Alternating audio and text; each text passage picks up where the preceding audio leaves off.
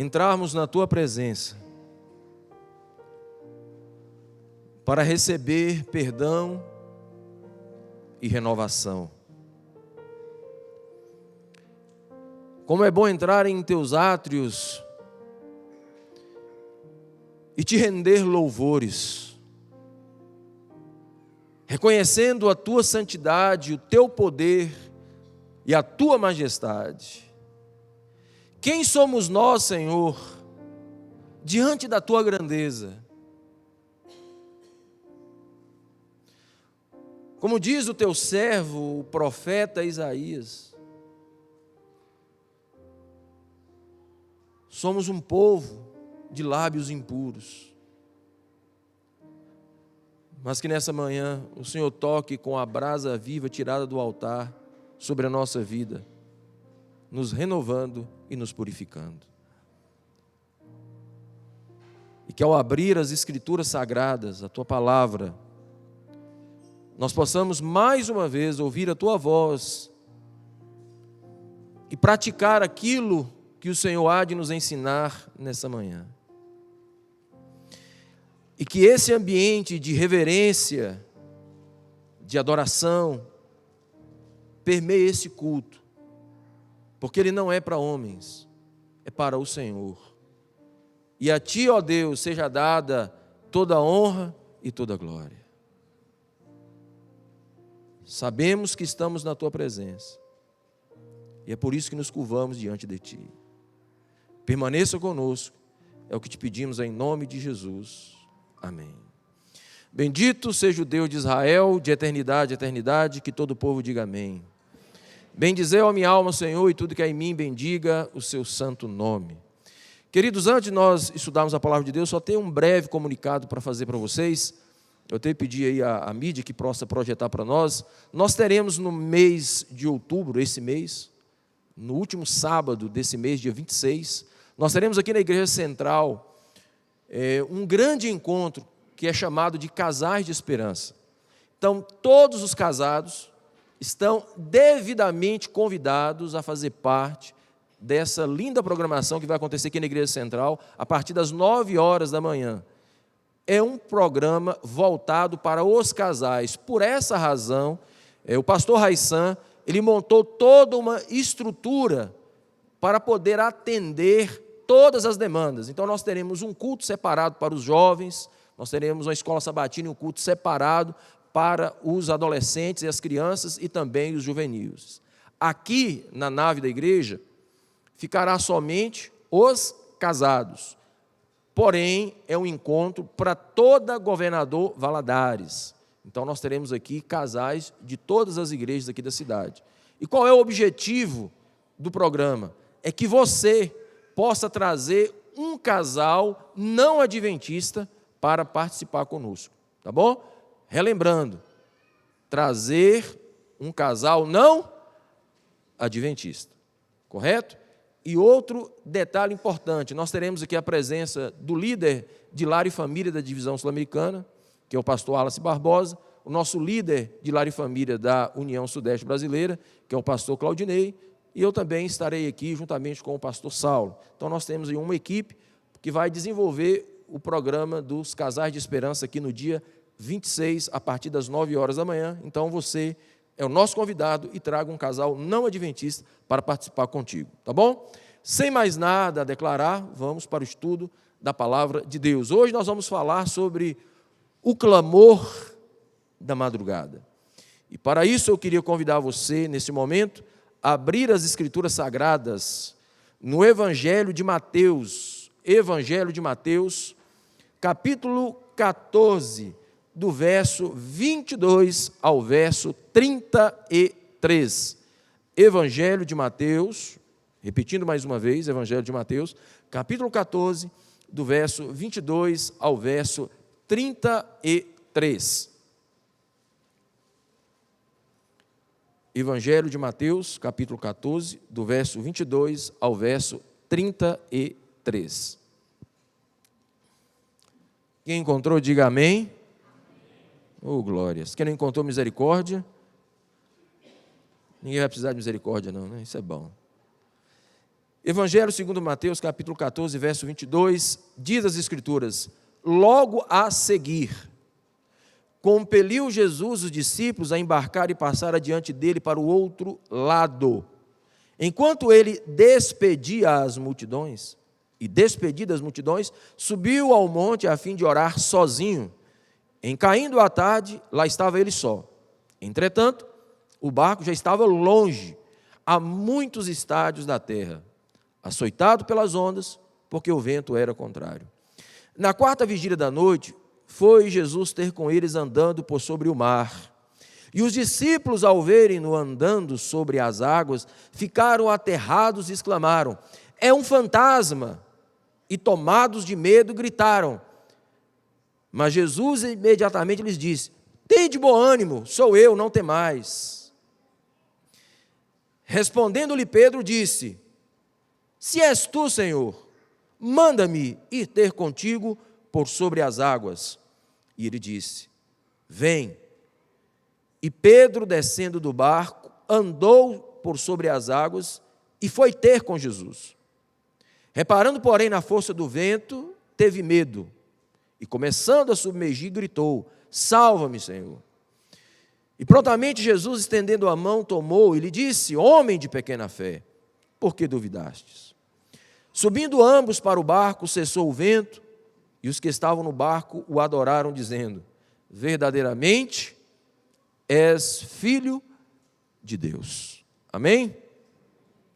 O texto começa assim: logo a seguir. Então, esse episódio, ele é uma sequência de um episódio anterior. E o que de fato aconteceu antes?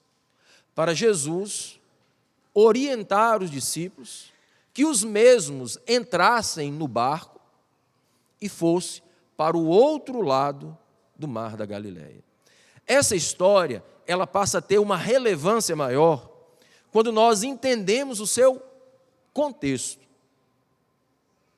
Por que Jesus enviou os discípulos para o outro lado do mar da Galileia e por que ele não acompanhou os discípulos no trajeto, os deixando sozinho nessa navegação? Veja bem, o episódio anterior a esse é justamente o momento em que Jesus estava pregando para uma multidão. E como todos vocês sabem, a maioria das multidões se aglomeravam em torno de Jesus com um objetivo específico: milagres. E a história do relato bíblico diz que naquela tarde, só de homens havia 5.000 no meio da multidão, sem contar mulheres e crianças. E ao cair da tarde, os discípulos, percebendo que a multidão já estava faminta, porque não havia comido absolutamente nada, eles então se aproximam de Jesus e pedem Jesus para despedir a multidão, para o povo voltar para casa e comer. E então Jesus chega para os discípulos e diz assim: não, deem o que comer para eles. É nessa hora que Filipe diz assim: olha, aqui nós só temos 5 pães e 2 peixes. A Bíblia, a palavra de Deus diz que naquela tarde Jesus alimentou uma multidão de mais de 8.000 pessoas. E sobraram 12 cestos cheios de pães. Diante desse milagre extraordinário, a multidão não pensou 2 vezes. Vamos proclamar Jesus como Rei de Israel. Esse homem vai nos libertar da tirania dos romanos. Vamos montar um grande exército e vamos pelejar contra as forças romanas. Se porventura faltar comida, o nosso mestre multiplica. Se algum soldado morrer em batalha, ele ressuscita. Se alguém durante as batalhas se sentir enfermo, Ele cura. Nós teremos um exército imbatível. Esse homem vai nos libertar de Roma. Vamos proclamá-lo rei. E vocês pensam que os discípulos não gostaram da ideia? Era tudo o que eles queriam. Porém, Jesus não aceita aquela proclamação. Os olhos de Jesus estavam voltados para a sua missão e as coisas do reino. Porém, a visão dos discípulos estava voltada para o reino da terra. E é nesse momento que Jesus Cristo manda com que os discípulos entrem no barco e sobe o monte para orar a sós. Mas aí eu quero que vocês entendam o contexto que existia por trás dos discípulos. Esses homens entram no barco, porém carregam no coração severas dúvidas, questionamentos acerca de Jesus. Se Jesus de fato era o Messias, por que ele não aceitou ser proclamado rei? Se de fato ele é o Messias, por que ele não se importou com João Batista? Há poucos dias, João Batista havia sido decapitado e nenhuma vez Jesus foi visitar João. Ele permitiu que João tivesse uma morte trágica. E terceiro, Jesus nem sequer foi ressuscitar João. É bom não se esquecer do detalhe, eles eram primos. E então, se ele é de fato o Messias, por que ele não assume a sua posição de rei? E esses homens entram no barco para fazer a travessia do mar da Galileia, carregando questionamentos, dúvidas e incertezas. E aí, para nós entendermos muito bem essa história, eu queria fazer uma pergunta para vocês. Jesus manda os discípulos entrarem no barco, ele sobe para o monte para orar sozinho, e dispensa os discípulos na sua travessia para o mar da Galileia, sabendo que horas depois eles enfrentariam uma severa tempestade. Afinal de contas, Jesus sabia ou não sabia do perigo que esperava os discípulos pela frente? Sim ou não? Sim ou não? Sim. Quantos aqui são pais? Vários. Quando eu falo pai, mãe, tudo no pacote. Nós, pais, temos o instinto de proteção. Nós queremos proteger os nossos filhos em tudo. Certo ou errado? Certo ou errado? Tem uns que são super protetores, né? Ao extremo. Mas o nosso instinto sempre é proteger os nossos filhos. Nós jamais queremos expor os nossos filhos ao perigo. Pelo contrário, nós queremos transmitir e dar para filhos segurança. A qualquer sinal de perigo, nós pais protegemos. E aí eu queria que você refletisse comigo. Um mestre também protege os seus discípulos. Um mestre que se preze jamais vai expor os seus seguidores ao perigo. E o que Jesus faz aqui? Ele faz o contrário. Ele envia os discípulos em direção ao perigo, em direção à morte. O que Jesus queria ensinar para os discípulos naquela madrugada? Porque ele os enviou em direção a uma grande tempestade que eles não poderiam de forma alguma suportar. Me permita contar uma história. Muitos de vocês aqui já sabem, porque eu já contei para vocês, que boa parte da minha infância eu passei na zona rural. O mineiro diz assim, na roça, né? Na roça. Um lugar onde não tinha água encanada e nem energia elétrica. Então, nós morávamos em uma fazenda, às margens de um rio. E esse rio, ele era navegável no período da cheia, mas no período da seca a gente conseguia atravessar esse rio andando. Porém, devido a alguns bancos de areia, tinha pontos do rio que era possível uma pessoa afundar e afogar. Então, naquela época, o rio nos ajudava em tudo. Era água para beber, era o rio. Tomar banho, era do rio. Tudo era o rio. Lavar roupa no rio, lavar as vasilhas no rio, tudo era o rio. Só que vocês sabem que todas as pessoas que moram na beira de rio, sabem o quê? Não ouvi quem mora na beira de rio, sabe o quê? Nada. Porém, eu não sabia. Eu tinha apenas 8 anos e não sabia nadar. Entre 7 e 8 anos, não sabia nadar.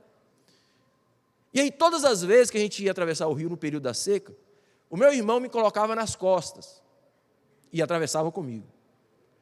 Mas aí eu imagino que em um dado momento ele cansou de fazer isso. E ele falou para mim, olha, você já está grandinho, você precisa aprender a nadar. Tudo bem, eu quero aprender a nadar. Então me ensina. Ele falou assim, olha, para você aprender a nadar, você tem que engolir um peixe vivo. Você vai ter que pegar uma piaba viva e engolir. Aí o dia que você engolir uma piaba, você vai aprender a nadar. Eu pergunto, mas por quê? Ele falou assim, o que a piaba faz? Ela nada. Então, se você engolir uma piaba, você vai nadar também.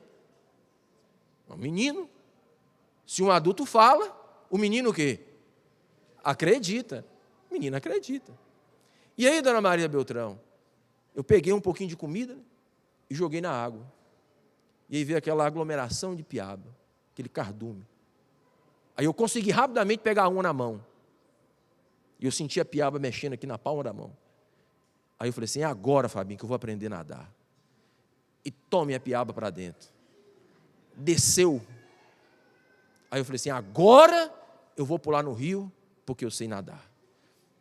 E aí sabe o que meu irmão fez? Ele falou assim, olha, você vai subindo na beira desse barranco aqui, e me colocou para pular no ponto mais fundo do rio. A primeira lição que eu aprendi dessa história é, nunca confie no irmão mais velho. Eu fui e pulei dentro do rio. E quando eu pulei no rio, mas eu pulei igual um machado sem cabo, fui direto lá no fundo. Quando eu senti a ponta dos pés pegando na areia, eu comecei a voltar, naquele desespero, batendo o braço. E cadê o homem que sabia nadar porque engoliu o peixe? Sabia nada. E meu irmão de cima do barranco, rindo, e eu lá, naquele desespero, batendo o braço, descendo e subindo, descendo e subindo. E eu não conseguia nem gritar socorro.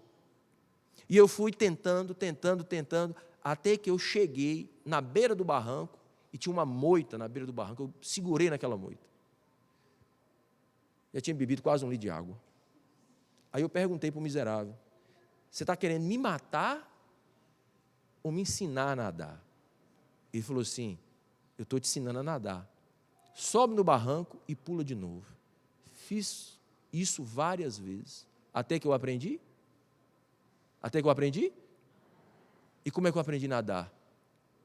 Na aflição. O que Jesus queria ensinar com os discípulos no mar da Galileia? Uma lição. Em meio à aflição. Temendo a morte, que eu aprendi a nadar. E temendo a morte, os discípulos dentro do barco deveriam aprender uma coisa muito importante, que nós jamais devemos esquecer. Olha o que diz o texto. Na 4ª vigília da noite, vamos começar pelo verso 24. Entretanto, o barco já estava longe, a muitos estádios da terra, açoitado pelas ondas, porque o vento era contrário. Na 4ª vigília da noite, foi Jesus ter com eles andando sobre o mar, e os discípulos, ao verem-no andando sobre as águas, ficaram aterrados e exclamaram. Ponto. Que horas mesmo? A 4ª vigília da noite. Em torno de 3 a 5 horas da manhã. Ainda era escuro. O texto diz que eles estavam a alguns estádios da terra. Alguns historiadores acreditam que eles possivelmente estavam a 4 quilômetros mar adentro. Jesus foi ter com eles de madrugada. Eles entraram no barco à noite. Essa travessia eles faziam em 1 hora. Já tinha mais de 5 que eles estavam remando sem sair do lugar, por causa da intensidade dos ventos e da força das ondas. Imagine 5 horas, 12 homens remando o tempo inteiro, lutando por sobrevivência. Eles sabiam, mesmo sendo exímios nadadores, se eles caíssem nas águas, eles morreriam afogados. Haviam se passado várias horas, na escuridão, na força do vento, na altura das águas. Eles já estavam desesperados.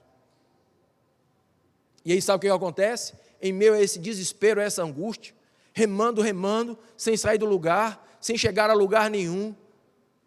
E eles sabiam que se passasse mais tempo, eles iam ficar exaustos, não iriam conseguir mais remar. As ondas, com certeza, iriam revirar o barco, e se eles afundassem, morreriam. E por volta de 3 horas da manhã, veio uma luz no meio da madrugada, vindo em direção aos discípulos. Quando eles percebem naquela aflição a chegada de alguém que eles não conseguiram identificar, eles exclamaram com medo. E qual foi a exclamação deles? É um fantasma. É um fantasma. Porque até então, nunca foi visto na história da humanidade alguém andar sobre as águas. E vem um ser andando sobre as águas, eles identificam, é um fantasma. E aí vai uma pergunta para a sua reflexão. E desde quando o crente acredita em fantasma, gente? Desde quando crente tem medo de fantasma? Que história é essa da existência de fantasma? Bom, eu não posso demorar muito nesses pormenores, mas a influência grega, do Império Grego, o período em que o mesmo foi um império mundial, acabou afetando algumas correntes teológicas do judaísmo. Esses judeus que tinham essas crenças, misturadas com filosofia grega, eram chamados de helenistas. Então, esses gregos, eles criam na existência de almas separadas do corpo, que andavam pelas noites, causando medo às pessoas. A verdade, queridos, é que o medo foi a primeira consequência natural do pecado. Quando nós voltamos para o Jardim do Éden, quando o casal desobedeceu a Deus comendo da árvore do conhecimento do bem e do mal, no final da tarde Jesus procurava Adão e Eva, e eles estavam escondidos. E quando Deus perguntou para eles por que eles estavam escondidos, qual foi a resposta? Tive o quê? Não ouvi, tive? Medo.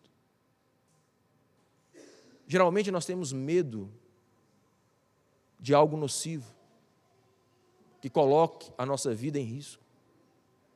Mas veja, eles estavam tendo medo de Deus. Medo de Deus. Então o medo foi a primeira consequência imediata do pecado. E todos nós temos algum tipo de medo, porque em algum momento da vida, esse medo, ele foi desenvolvido, muitas vezes por crendices religiosas. ou por fábulas contadas pelos nossos próprios pais. E é verdade, as primeiras pessoas a fazer medo na gente são os nossos próprios pais. Posso contar várias histórias para vocês entenderem isso. Quando a criança é desobediente e o pai quer controlar o menino, põe medo nele. Se você continuar pirraçando, desobedecendo, o velho do saco vai te pegar. Muitas crianças, durante muito tempo, tiveram medo do velho do saco. Eles não podiam sair na rua se encontrasse um velho carregando um saco, era um desespero total. Os meninos vão brincar na chuva e a mãe diz assim: meu filho, não brinque na chuva, você vai morrer. O menino cresce com medo de chuva, vira homem, barbado, pai de família e tem medo de chuva. Porque quem criou o medo? O pai e a mãe. Eu fui um menino muito teimoso. Dei muito trabalho para minha mãe. E ela tentava me controlar na base do medo. Na minha rua, lá no final da rua Aracaju, lá em Carlos Chagas, tinha um senhorzinho, gordinho, baixinho, chamava Zé Bacana. O nome já é positivo, Zé Bacana. Não é Zé ruim, é Zé Bacana. E as mães daquela rua falavam assim para os meninos: se vocês ficarem até tarde brincando na rua, Zé Bacana vai passar e vai levar vocês. Até os 10 anos de idade, pense numa pessoa que tinha medo de seu Zé Bacana.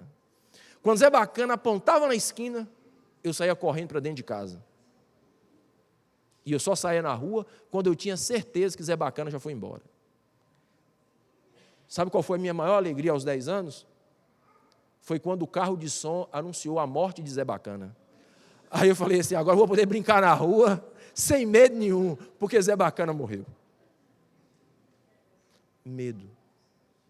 Medo. O medo ele é paralisante. O medo traz dúvida. O medo traz insegurança. Nós temos vários medos, receios.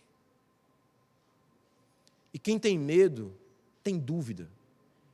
Não sabe em quem confiar. Assim estavam os discípulos, com medo. O medo era tanto que eu imagino que se Jesus não dissesse: tem de bom ânimo, sou eu, aqueles camaradas todos iam pular dentro d'água, iam morrer tudo afogado. Mas aí Jesus disse: olha, tem de bom ânimo, sou eu, não tem mais. Mas Pedro tinha dúvida. Pedro diz assim: se és tu, Senhor, manda-me ir ter contigo por sobre as águas. Se és tu, manda-me ter contigo por sobre as águas. E então Jesus disse: olha, vem, Pedro. E Pedro começou a andar sobre as águas. O segundo homem na história que anda sobre as águas. Mas diz o verso 29 e o verso 30, reparando, porém, na força do vento. O que está escrito aí na sua Bíblia? Reparando na força do vento, o que está escrito? Teve o quê? Não ouvi, teve o quê, igreja? Medo. Pedro teve medo quando olhou a força do vento e a força das águas. E ele começou a submergir. E ele então grita: Senhor, salva-me. E prontamente Jesus, estendendo a mão, tomou-lhe e disse: homem de pequena fé, por quê? Duvidar. O que o medo causou a Pedro? Dúvida. Mesmo andando sobre as águas, ele teve medo das ondas e do vento. Por isso ele submergiu. E subindo ambos para o barco, cessou o vento. E os que estavam no barco o adoraram, dizendo: verdadeiramente és Filho de Deus.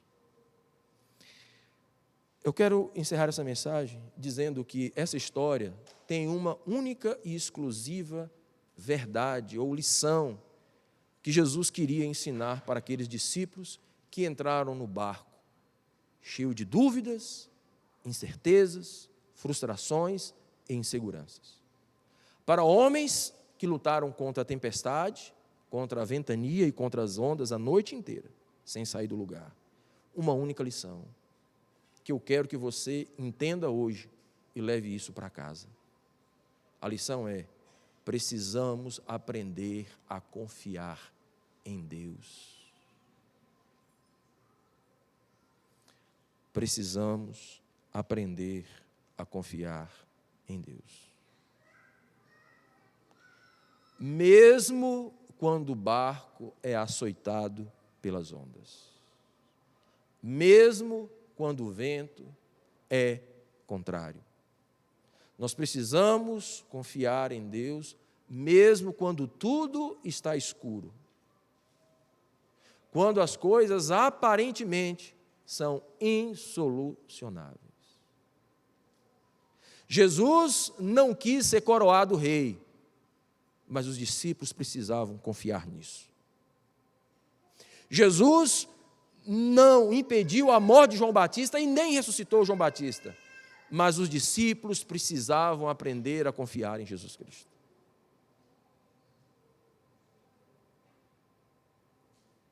Jesus andou sobre as águas e eles precisavam confiar que Jesus era o Filho de Deus. O que te causa medo? Qual é a ventania, qual é a tempestade que está sacudindo o seu barco e te causando pavor? É um pecado acariciado que você tem? É a insegurança que você tem se de fato Cristo vai te perdoar ou não, porque você acredita que foi muito longe ao ponto de não poder voltar mais? Qual é o seu medo? É o seu relacionamento conjugal que está na beira de um colapso? Bem perto de um divórcio? E você tem medo que os seus filhos cresçam sem a presença de pai e mãe? Qual é o seu medo? É de um colapso financeiro porque você não consegue administrar bem as suas finanças? E por isso você tem dificuldade de ser fiel a Deus nos dias das ofertas, porque a sua vida financeira é uma verdadeira bagunça? E você tem medo de não ser abençoado, de que Deus não te perdoe, de que você não consiga ter a restauração da sua vida financeira? Qual é o seu medo? O seu medo é o medo do futuro, porque você tem sonhos, projetos, e as coisas parecem que não vão acontecer, porque tudo está escuro à sua frente. Qual é o seu medo? O seu medo é uma garota ou um rapaz que você tanto gosta, admira, tem vontade de namorar, mas você tem medo de se aproximar porque tem medo de receber um não.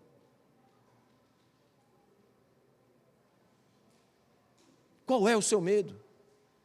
O seu medo é da escolha da sua carreira profissional e você tem receio de escolher errado e comprometer o seu futuro. O que aflige o seu barco? Qual é a causa do seu medo? Será que a sua angústia, o seu medo é de uma enfermidade que você tem receio que a mesma possa ceifar a sua vida? É uma causa que você tem que aparentemente é insolucionável? Então me permita dizer uma coisa para você. Confie em Jesus Cristo.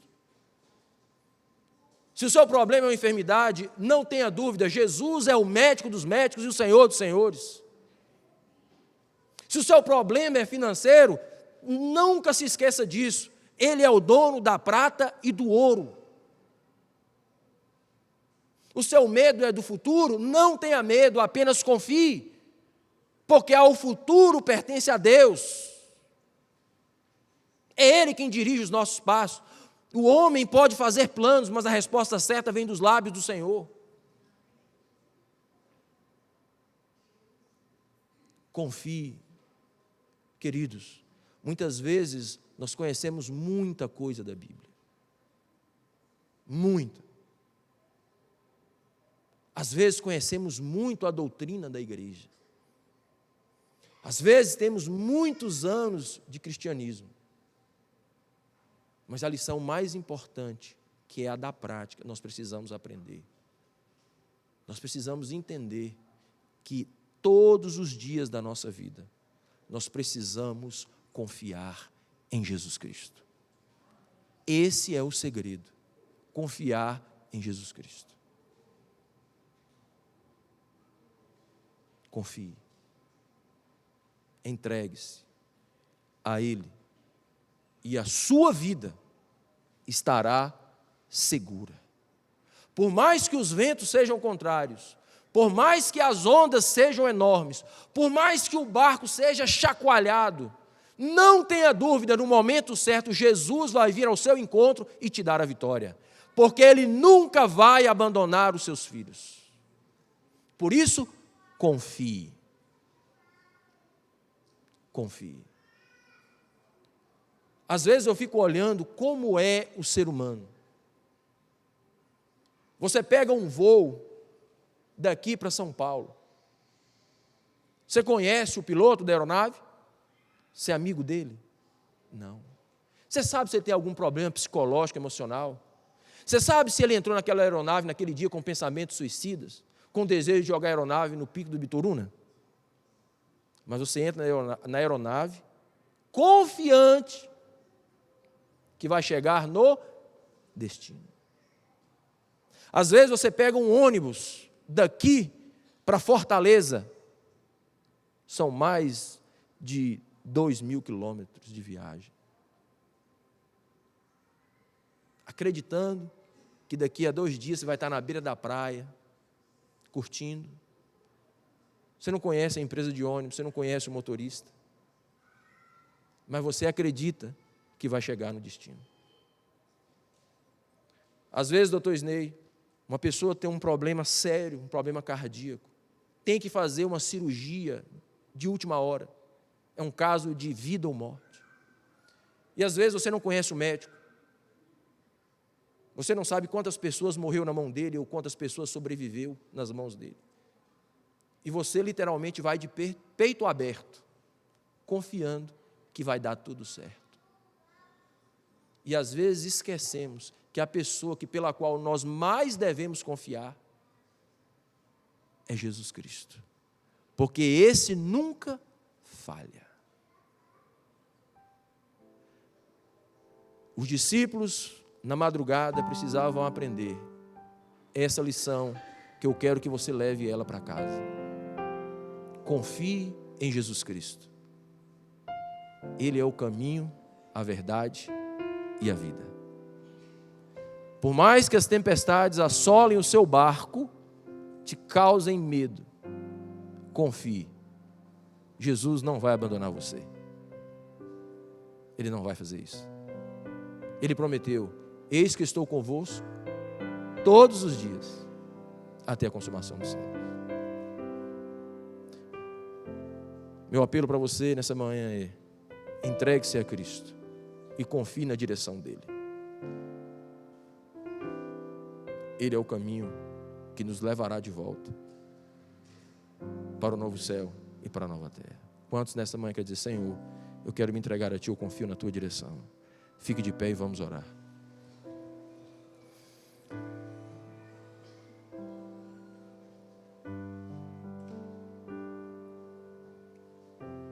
Querido Deus, é nas aflições da vida, é nos momentos mais difíceis que enfrentamos nessa terra de pecado, de miséria e tristeza. São nos momentos mais difíceis que o Senhor vem para nos ensinar que a vida cristã é confiança em Jesus Cristo.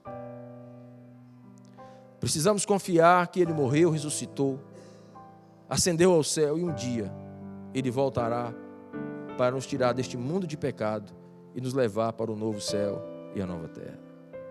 Precisamos confiar na Sua palavra, a qual Ele disse que estaria conosco todos os dias até a consumação do século, até a consumação dos séculos. Nós precisamos confiar que a sua destra fiel está ao nosso lado e por isso não precisamos temer absolutamente nada. Porque se Deus é por nós, quem será contra nós?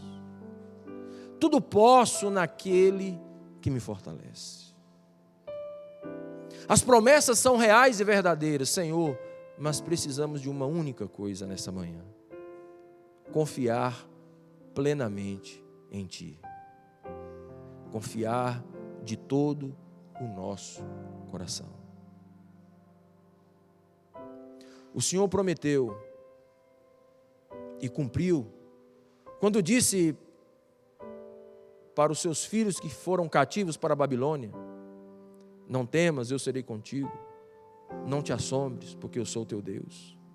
Eu te ajudo, te sustento e te fortaleço com a minha destra fiel.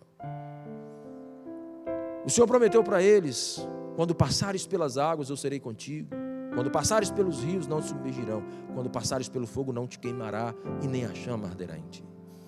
Estes homens viveram e experimentaram todas essas promessas, porque confiaram.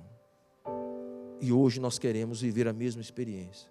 Nós queremos confiar no Senhor e experimentar o sobrenatural de Deus em nossa vida. Agora, Senhor, nos leve de volta para casa, na certeza que precisamos dia após dia desenvolver confiança no Senhor. Dá-nos a Tua paz e o Teu perdão. É o que nós te pedimos nessa manhã, em o nome de Jesus. Amém. Que o Senhor te abençoe e te guarde. Que o Senhor faça resplandecer o rosto sobre ti e tenha misericórdia de ti. O Senhor sobre ti levante o rosto e te dê a paz.